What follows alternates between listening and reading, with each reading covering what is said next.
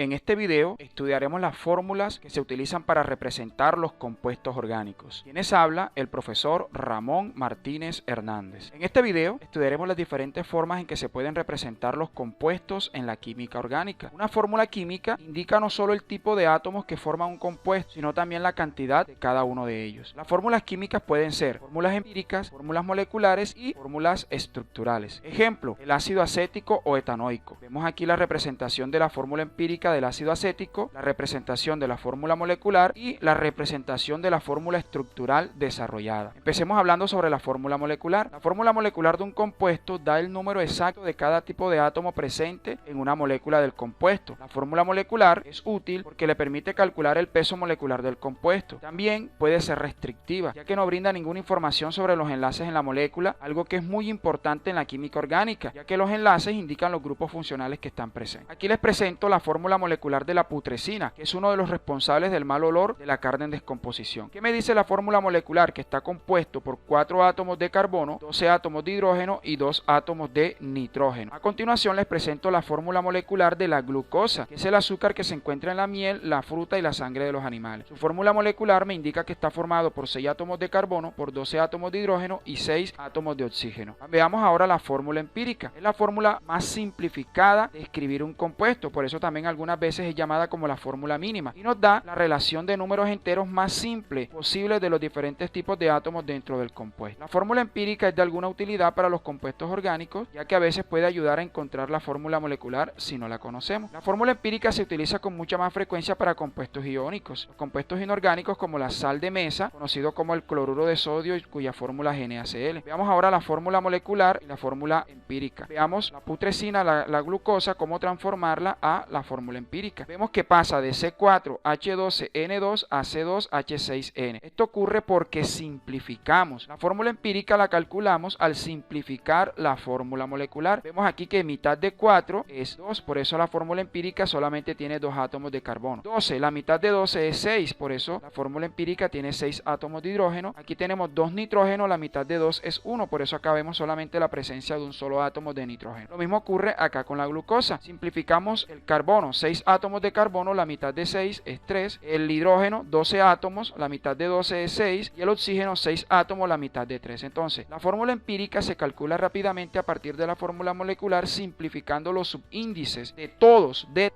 los elementos presentes en la fórmula molecular. Veamos ahora las fórmulas estructurales. Bueno, las fórmulas estructurales permiten una visión clara de cómo se encuentran los átomos unidos entre sí y cuál es la forma de la molécula en el espacio. Se clasifican en la fórmula estructural desarrollada. Vamos a estudiar las fórmulas del ácido butanoico. Vemos la fórmula estructural condensada del ácido butanoico y vemos la fórmula estructural de esqueleto o de zigzag del ácido butanoico. Vamos a estudiar una por una. Empecemos estudiando la fórmula estructural desarrollada. Este tipo de fórmula muestra todos los átomos y todos los enlaces presentes en un compuesto orgánico. Los enlaces se presentan como líneas. Vemos aquí otra vez la fórmula estructural del ácido butanoico. Vemos todos los átomos presentes y vemos la forma en la que se combinan, en la que están unidos unos a otros, o sea, se dibujan todos los enlaces. Veamos ahora la fórmula estructural condensada. Aquí no se muestran todos los enlaces, aunque todos los átomos todavía se indican mediante subíndices. Los enlaces de carbono e hidrógeno a menudo se simplifican. Vemos aquí que no se presenta ningún tipo de enlace y vemos cómo simplificamos la cantidad de hidrógeno. CH3 indicaba este carbono que tiene sus 3 hidrógenos. Luego los dos, el carbono que tiene los 2 hidrógenos y este carbono del grupo carbonilo y el grupo hidroxilo o todo el grupo carboxilo se representa como COOH. Bueno, aquí vamos a ver una fórmula estructural condensada semidesarrollada. Aquí se logran dibujar algunos enlaces. Por ejemplo, los enlaces carbono-carbono y